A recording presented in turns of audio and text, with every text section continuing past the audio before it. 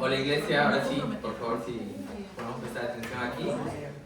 Vamos a continuar con nuestra serie sobre los valores y la cultura de nuestra iglesia.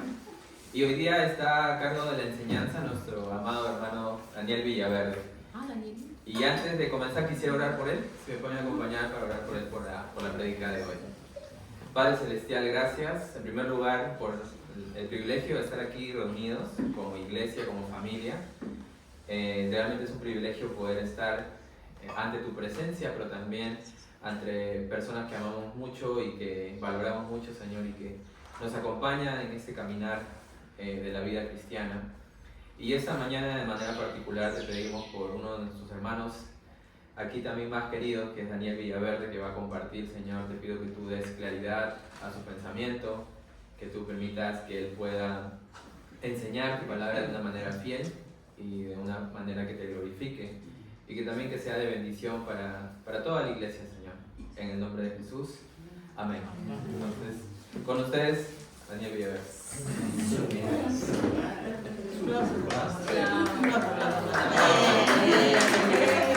Al Señor.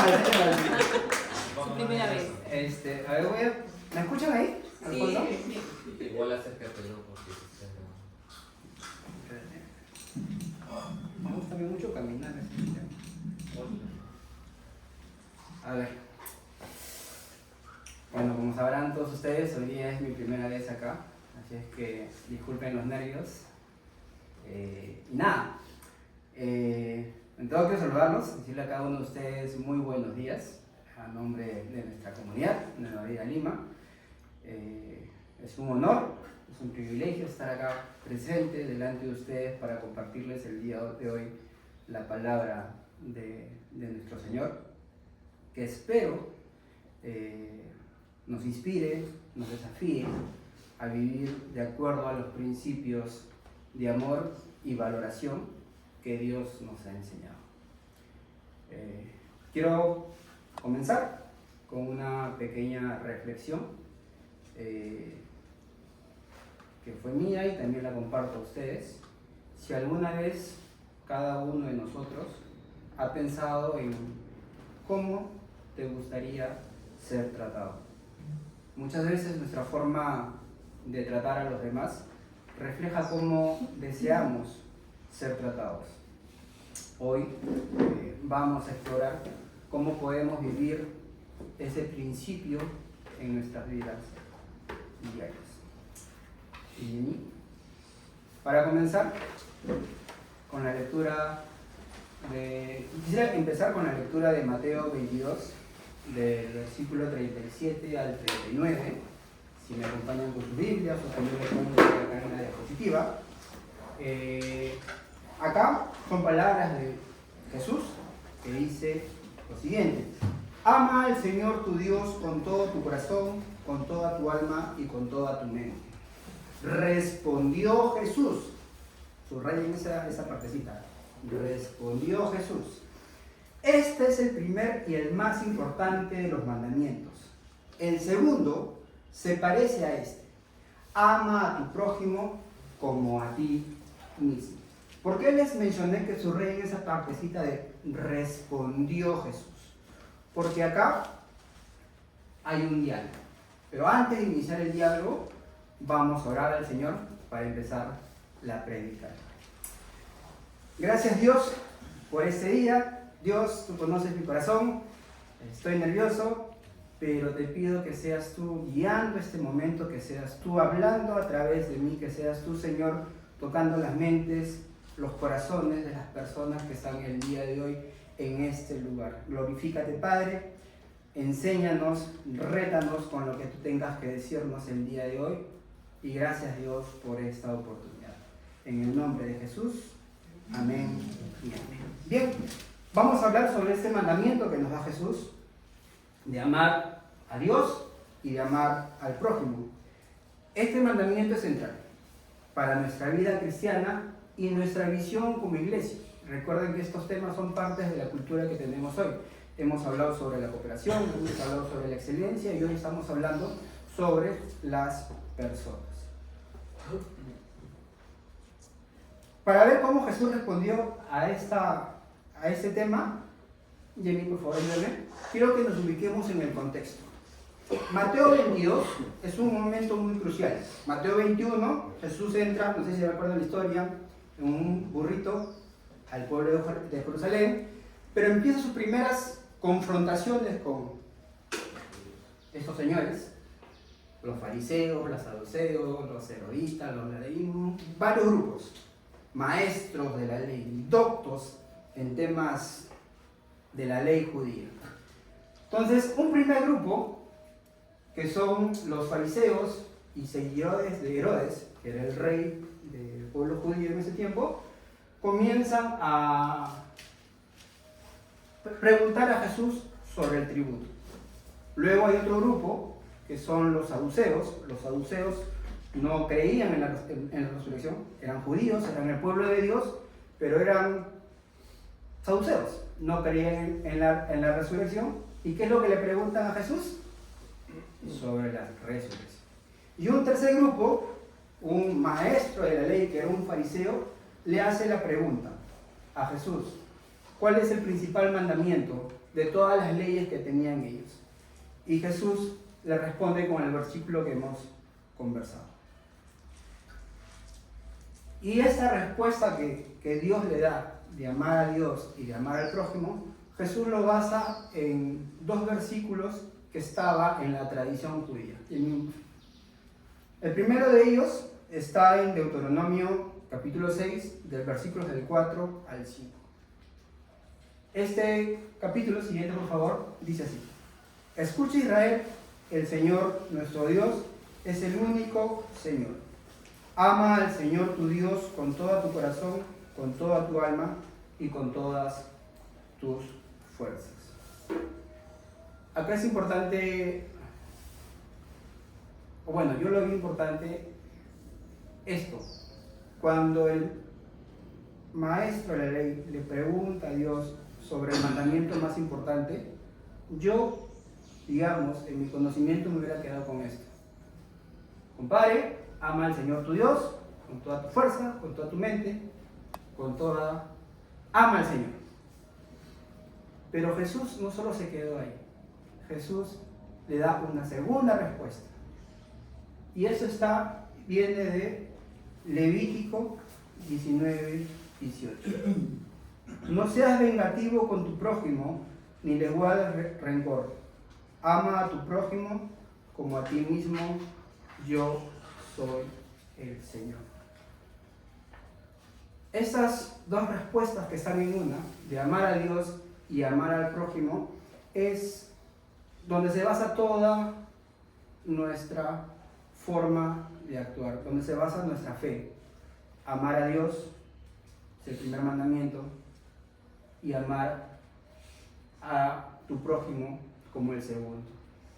No está en la exposición, pero en el siguiente versículo Jesús dice: de esto se basa toda la ley y los profetas. Entonces, mientras veía esto, quiero hacer una pregunta. ¿Cómo reflejaban los maestros de la ley el amor y la valoración de las personas según sus acciones? Entonces, veamos Juan capítulo 8. Antes. Hay un maquete. En el anterior, por favor. Vamos a ver un poquito cómo era esto del amor de los fariseos de acuerdo a algunos pasajes de la Biblia. Y la primera experiencia que quiero mostrar está en Juan capítulo 8, versículos 3 al 11. Dice: entonces los maestros de la ley y los fariseos llevaron a una mujer sorprendida en adulterio y poniéndola en medio del grupo dijeron a Jesús: Maestro, a esta mujer se le ha sorprendido en el acto mismo de adulterio. En la ley de Moisés nos ordenó apedrear a tales mujeres. ¿Tú qué dices? Con esta pregunta le estaban teniendo una trampa para tener de qué acusarlo, pero Jesús se inclinó y con el dedo comenzó a escribir en el suelo. Y como ellos lo acosaban a preguntas, Jesús se incorporó y les dijo: aquel de ustedes que esté libre de pecado, que tire la primera piedra. E inclinándose de nuevo, siguió escribiendo en el suelo. Al oír esto, se fueron retirando uno tras otro, comenzando por los más viejos hasta dejar a Jesús solo con la mujer, que aún seguía allí. Entonces él se incorporó y le preguntó: Mujer, ¿dónde están? Ya nadie te condena. Nadie, Señor. Jesús dijo: tampoco yo te condeno. Ahora vete y no vuelvas a pecar. Mientras leía esto, yo me hacía una pregunta. Para que haya adulterio tiene que haber una o dos personas. ¿Qué pasó con la segunda persona? En mi análisis escatológico, exégesis, lo que sea, yo creo que Jesús escribía eso. Para que haya adulterio tienen que haber dos personas. ¿Dónde está la otra? Acá quiero que vean algo. La actitud de los maestros de la ley hacia esta mujer, ninguno de los acá presentes está libre de cualquier pecado. Pero ellos, en vez de mostrar misericordia como lo demostró Jesús, mostraron orden, mostraron consecuencias de sus acciones. Un segundo pasaje está en un caso de un hombre de la mano seca. Está en Marcos capítulo 3, versículos del 1 al 6. En otra ocasión, entró en la sinagoga y había allí un hombre que tenía la mano paralizada. Algunos que buscaban un motivo para acusar a Jesús no le quitaban la vista de encima para ver si sanaba al enfermo en día sábado. Entonces Jesús dijo al hombre de la mano paralizada: ponte de pie frente a todos. Jesús les dijo a los otros: ¿qué está permitido en sábado? ¿Hacer el bien o hacer el mal? ¿Salvar una vida o matar? Pero ellos permanecieron callados. Jesús se les quedó mirando, y enojado y entristecido por lo obstinados que eran, y dijo al hombre: extiende la mano. Así que le extendió y la mano quedó restablecida. Tan pronto como salieron los fariseos, comenzaron a tramar con los partidarios del rey de Herodes cómo matar a Jesús. En este segundo escenario, los fariseos estaban más enfocados en atrapar a Jesús en una trampa que en mostrar compasión hacia el hombre con la mano seca. Jesús, en cambio, sanó al hombre mostrando amor y valoración. Hay un tercer pasaje en la Biblia sobre una mujer encorvada. No sé si alguien me puede ayudar. Está en Lucas capítulo 13, versículo 10 al 17.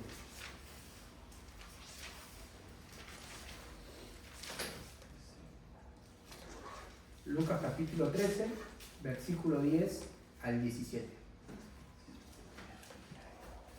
¿Quién dice yo? Ya lo tiene. Lucas, ¿de cuándo? 13, 10 al 17. Enseñaba Jesús en una sinagoga en el día de reposo. Y había ahí una mujer que desde hacía 18 años que tenía espíritu de enfermedad y andaba encorvada y en ninguna manera se podía enderezar. Cuando Jesús la vio, la llamó y le dijo: mujer, eres libre de tu enfermedad. Y puso las manos sobre ella y ella enderezó luego y glorificaba a Dios. Pero el principal de la sinagoga, enojado de que Jesús hubiese sanado en el día de reposo, dijo a la gente: 6 días hay en que se debe trabajar. En estos, pues, venid y sed sanados, y no el día de reposo. Entonces el Señor le respondió y dijo: hipócrita, cada uno de vosotros no desata en el día de reposo su buey o su asno del pesebre y lo lleva a beber. Y a esta hija de Abraham, que Satanás había atado 18 años, no se le debía de desatar de esta ligadura en el día de reposo. Bien, entonces acá hay un segundo escenario, un segundo caso, donde acusamos a los fariseos de cómo trataban o cómo amaban y valoraban a las personas en ese tiempo. Era una mujer encorvada que tenía este tema durante 18 años. Y a nuestros amigos, los fariseos, más les preocupaba que Jesús haya hecho un día sábado. Y lo curioso acá, y una partecita que me gusta, es cuando Jesús le dice a esta mujer, hija de Abraham. Le da dignidad a esta mujer, que tenía un tema físico, y no solamente le da dignidad, la sana, hace algo por ella. Pero también quería decirle que no todos los fariseos eran malos.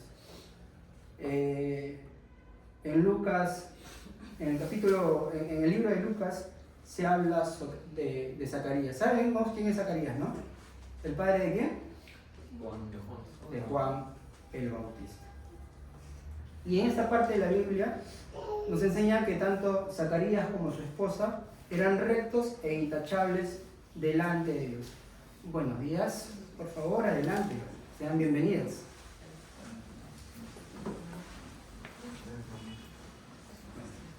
Entonces, volviendo al punto, quería mencionarles que no todos los maestros de la ley tenían una forma dudosa, rara de amar y valorar a las personas. También habían buenos maestros de la ley, Zacarías, Nicodemo, entre otros, que tal vez de repente eran muy legalistas, pero en el caso de Nicodemo, creería yo, luego de su encuentro con Jesús, habrán cambiado su forma de pensar.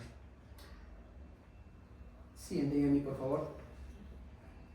Entonces, me seguía haciendo más preguntas. ¿Cómo se manifiesta la falta de amor y de valoración en las Escrituras? Pues quería hablar sobre 3 manifestaciones. O sea, cómo se observa, cómo es visible la falta de amor y de valoración en las Escrituras. ¿Y por qué voy a escoger estas 3 manifestaciones? Porque vivimos en un lugar que se llama Perú. Yo personalmente amo este país.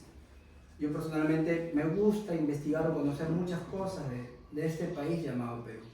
Y tenemos algunos detalles que debemos ponerlas en Dios, accionar en Dios. Y la primera de ellas es este tema, la discriminación. Pero para hablar de esto quiero mostrarles algunas historias que están escritas en la Biblia. La primera de ellas está en Éxodo 1, del 8 al 14. Acá el libro de Éxodo, no lo vamos a leer, solamente lo puse para que conozcamos de dónde vienen estos temas. En ese libro, en esta parte de la Biblia, los israelitas se convierten en esclavos de un reino, del imperio Egipto.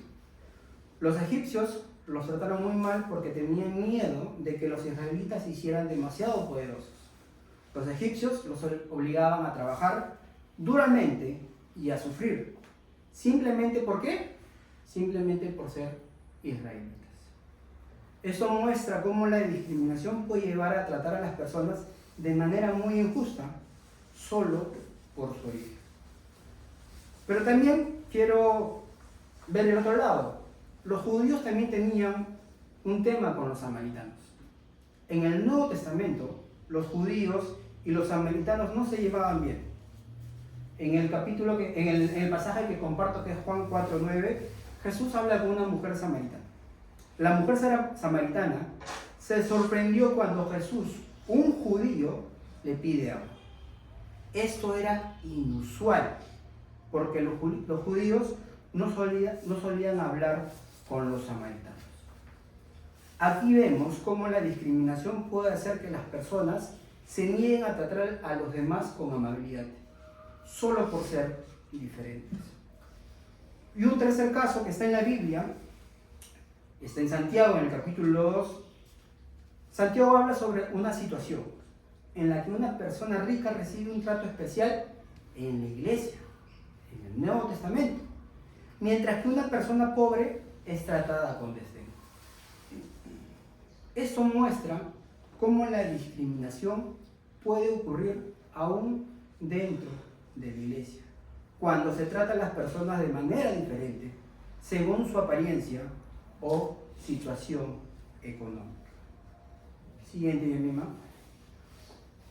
Otra forma en la cual se manifiesta esa falta de amor y de valoración a las personas es a través de la violencia y la delincuencia. Y es curioso que un primer acto violento se ve en el primer libro de la Biblia, en los primeros capítulos, que es el asesinato de Caín. Ahí se me fue. El asesinato de Abel por Caín. Es mi primera vez, discúlpenme. Caín y Abel, sabemos la historia, eran hermanos, eran hijos de Adán y Eva, pero Caín se puso celoso y enojado porque Dios aceptó la ofrenda de Abel. En lugar de resolver su enojo de manera pacífica, Caín atacó y mató a Abel. Esto muestra cómo la violencia puede surgir del enojo y los celos y cómo puede tener consecuencias devastadoras. En Génesis, en el capítulo 34, vemos un acto terrible hacia una dama, como es la violación de Dina. Dina, una de las hijas de Jacob, fue violada por Siquem. Está en la Biblia. Un hombre de una ciudad vecina. Los hermanos de Dina se vengaron de Siquem y mataron a todos los hombres de la ciudad. Ese relato muestra cómo la violencia puede escalar rápidamente y causar más daño del que originalmente ocurrió. Y un tercer caso de violencia se da con alguien, en mi casa lo estudiamos mucho y lo queremos mucho. Pedro corta la oreja a un ciervo. Y lo curioso de esto es que esta acción, este acontecimiento está en los 4 evangelios. Está en Juan, está en Lucas, está en Mateo, está en Marcos. O sea, evidenciado a toda la vida. Acá Pedro, en un momento que están tensos, están ya por apresar a Jesús, mi compadre pues se raya, se enoja y en vez de poner paz en el momento, y en vez de poner las aguas tranquilas, saca su sable y ¡zas!, le corta la oreja a un ciervo. Esto muestra cómo incluso en momentos de conflicto podemos llegar a tener momentos de agresividad, no es normal, pero tampoco lleguemos a momentos de violencia. Eso yo llamaría anormal. La acción de Pedro fue un acto muy extremo. Pero acá quiero que veamos algo, que en esos momentos de conflicto Jesús enseñó a no recurrir a la violencia y a tratar a los demás con compasión. Jesús inmediatamente soluciona el tema, le devuelve la oreja a esta persona y yo me imagino que le jaló la oreja a Pedro en su momento, pero eso está en mi revelación de exégesis exegética y todo. Siguiente punto, Yemima. Corrupción. Wow. Como le dije al inicio, quería mostrar 3 manifestaciones de cómo visualizamos la falta de amor, la falta de valoración a las personas en este lugar llamado Perú. En el primer capítulo de Reyes, en Primera de Reyes, en el capítulo 21, hay un rey que se llama Acab y quería una viña que pertenecía a alguien que se llamaba Nabot. Cuando Nabot se negó a venderla, la esposa de Acab, Jezabel, tramó un plan para que Nabot fuera asesinado. Y así Acab, el rey, pudiera tomar lo que no era suyo para sí. Este acto muestra cómo la corrupción puede llevar a actos extremadamente injustos y dañinos para obtener lo que uno desea. Pero también hay corrupción en los gobernadores del pueblo de Israel. Y acá quiero mencionar dos historias de dos profetas. Uno de ellos es Amós. En el capítulo 5 cuenta que los líderes de Israel son corruptos e injustos. Odian a quienes defienden lo justo y desprecian a los que dicen la verdad. Maltratan a los pobres, les cobran impuestos injustos y no permiten que los necesitados reciban justicia. Este pasaje muestra cómo la corrupción se manifiesta en el abuso del poder y la injusticia hacia los demás. Y Miqueas, en el capítulo 3, critica a los líderes de Israel y Judá. Se les acusa de ser injustos y corruptos. Los jueces no actúan con justicia, sino que toman sobornos. Los sacerdotes enseñan solo por dinero y los profetas profetizan a cambio de recompensas. Esto muestra cómo la corrupción puede estar presente en los líderes que deberían ser justos y equitativos. Entonces, hasta acá vemos cómo era el accionar de estos maestros de la ley, cómo amaban y valoraban a las personas de su tiempo. También hemos visto cómo diferentes pasajes de la Biblia nos enseñan cómo no debe ser amar, cómo no debe ser valorar a las personas. Entonces, me seguían las preguntas a mi cabeza. Y la comparto con ustedes. ¿Cómo se manifiesta, evidencia, se muestra, observas, conoces la falta de amor y valoración en nuestra sociedad actual hoy en Perú? ¿En Lima?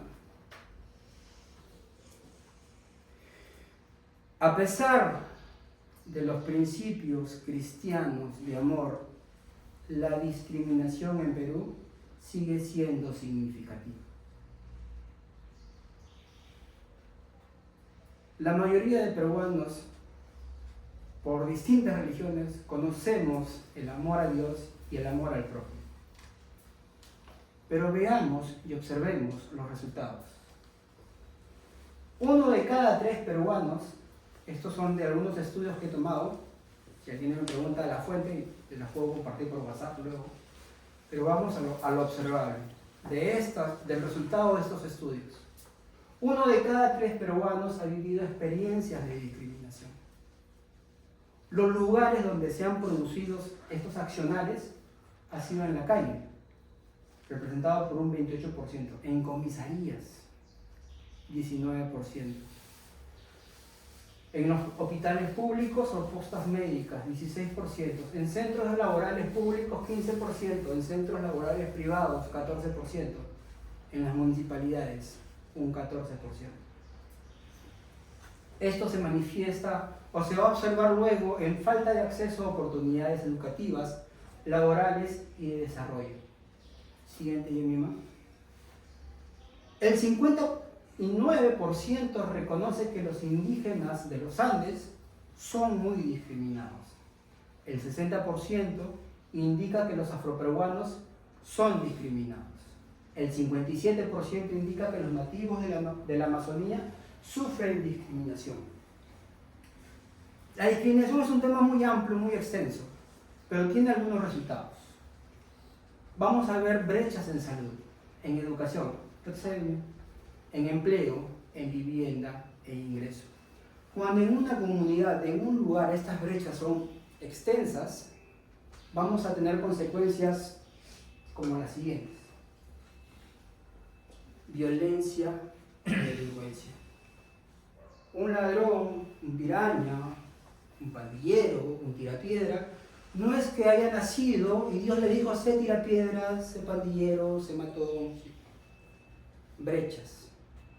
Son personas que han estado, viven, conocen qué son estas brechas que les menciono.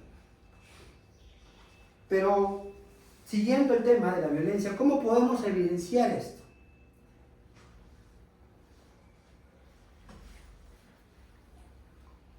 A la fecha, en el 2024,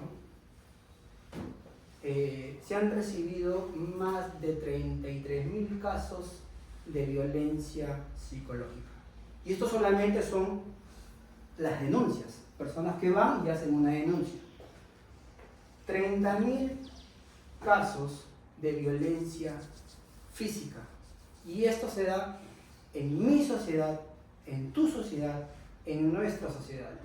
14.000 casos de violencia sexual denunciadas y más de 5.000 casos de violación sexual. Y aún hay una lista inmensa de tipos de violencia que se ejercen en nuestra sociedad, que, como repito, sería muy extenso conversar de esto. Siguiente, yo mismo, por favor. Y si hablamos de delincuencia, el 26, casi 27% de la población peruana mayores de 15 años fue víctima de algún delito.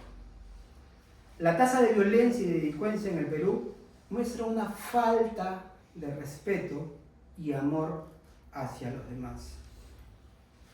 Siguiente, amigo, por favor. Y ahora hablemos de corrupción. La corrupción en el Perú demuestra una falta de aplicación del principio del amor al prójimo. Yo soy papá, yo soy esposo. Como varón yo tengo un privilegio, y la Biblia nos lo da. Somos la cabeza del hogar. Eso dice la Biblia. Allá que se cumpla, hay que hablar con las esposas, hay que sea libre de hablar con Claudita. Y creo que las mujeres tienen un algo especial. Lo digo por mi esposa, y lo digo por las esposas y por todas las personas. Hay momentos en que, como cabeza de hogar, pueda yo tomar decisiones que encubran temas financieros. Puedan haber decisiones que encubra mi poder absoluto, porque fui criado así. Yo recién estoy creciendo a partir de los 23 años. Puede hacer que mis decisiones favorezcan a algún hijo, o a Sebastián o a mi hija. A lo que voy es, en mi posición de poder, las decisiones que yo tome puede afectar hoy, hablando de mí, a 2, 3 personas. Pero si ponemos a alguien en una situación de poder, las decisiones que tomen va a afectar no solo a 2 o 3 personas. Somos 30 y no sé cuántos millones de peruanos. Eso, un país con corrupción,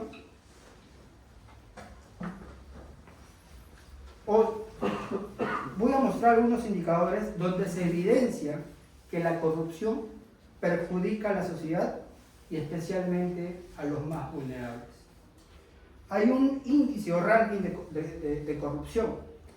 Nuestro país obtuvo 33 puntos en este 2024, en la última evaluación realizada por Transparencia Internacional a 180 países y territorios.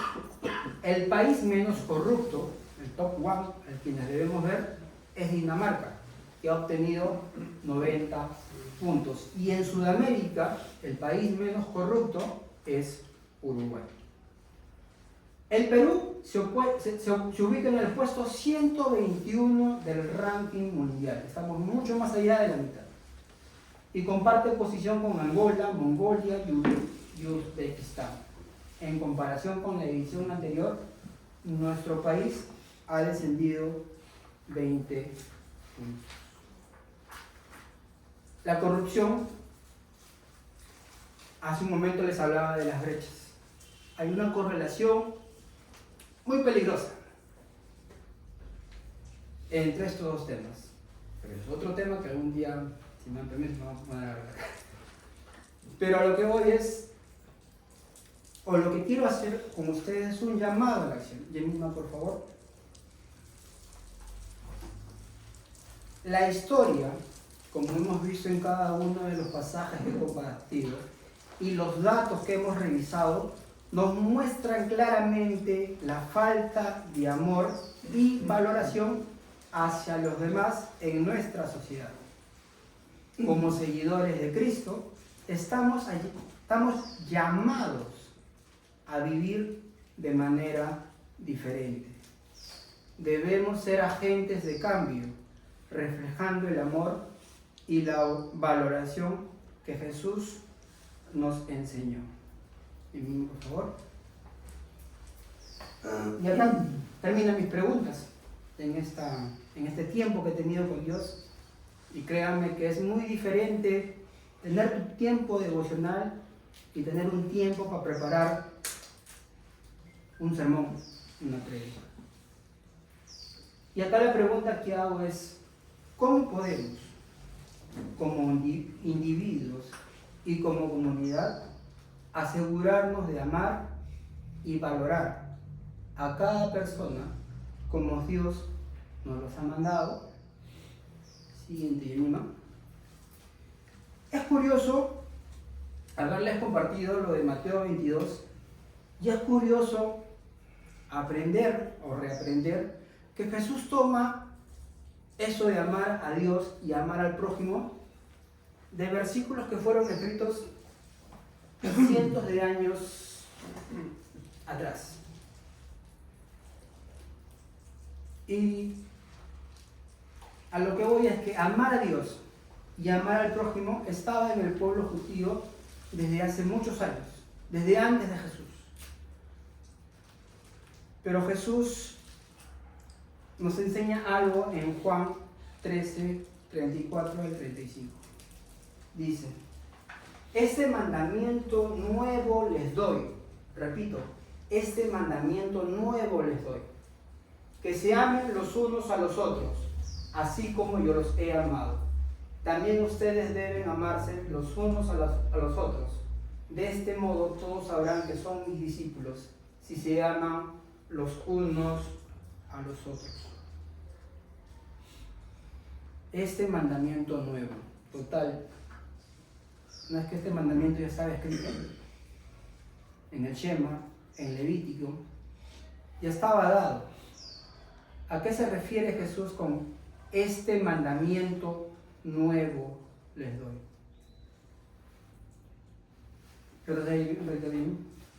Que se amen los unos a los otros, ¿cómo qué? El día que animo a ustedes a reflexionar esto. Mi amor, yo puedo compartir en los hombres una persona muy social. Hablo en el tema social, en la reflexión social. Puedo accionar en cosas hacia las personas que no están en mi entorno. Pero no es el amor de Daniel. No es el amor de Diego, no es el amor de Claudia. Es el amor de Jesús, quien debe verse reflejado en nuestro accionar. Es Jesús quien debe verse reflejado en esos temas que compartí: discriminación, violencia, corrupción. Este mandamiento nuevo les doy: que se amen los unos a los otros, así como yo los he amado. Que este sea el centro de nuestra vida y de nuestro ministerio y de nuestra comunidad. Que Dios nos ayude a reflejar su amor en todo lo que hacemos. Y en mi así. Y quiero compartirles esta forma de amar que hemos adoptado en casa. En casa tenemos dos prójimos que nosotros los llamamos. Se llaman Sebastián y Andrés. Que conocen los momentos en los cuales me transformo, conocen al papá chévere. Pero cuando tú buscas demostrar a tu prójimo amar, buscas herramientas. Porque nadie sabe amar como Jesús amó. Entonces tienes que aprender a conocerlo. Tienes que buscar herramientas de cómo desarrollar este amor. Y algo que lo aprendí de mi esposa es esta frase que lo tratamos de aplicar. Cuando pasas tiempo con tu hijo, y ahí lo cambié por prójimo, lo conoces. Cuando lo conoces, lo amas. Cuando lo amas, lo entiendes y lo cuidas. Cuando lo cuidas, le das seguridad. Cuando le das seguridad, le diste todo. Señor, te doy gracias por este tiempo. Gracias, Padre, por mostrarnos tu palabra. Y gracias a Dios porque sé que en el corazón de mis hermanos y de mis hermanas, tú vas a poner que cada persona que ingrese por esta puerta sienta que este es un lugar seguro. Que en este lugar vamos a tener la intención de conocerlo. Vamos a tener la intención de amarlos. Vamos a tener la intención de entenderlo y de cuidarlo. Y vamos a tener la intención de brindarles seguridad. Gracias, Dios, por esta comunidad. Bendice la vida de cada uno de tus hijos y de tus hijas. Y Dios, que las personas siempre sean el centro de nuestro ministerio. En el nombre de Jesús. Amén. Diego, ¿tienes alguna palabra?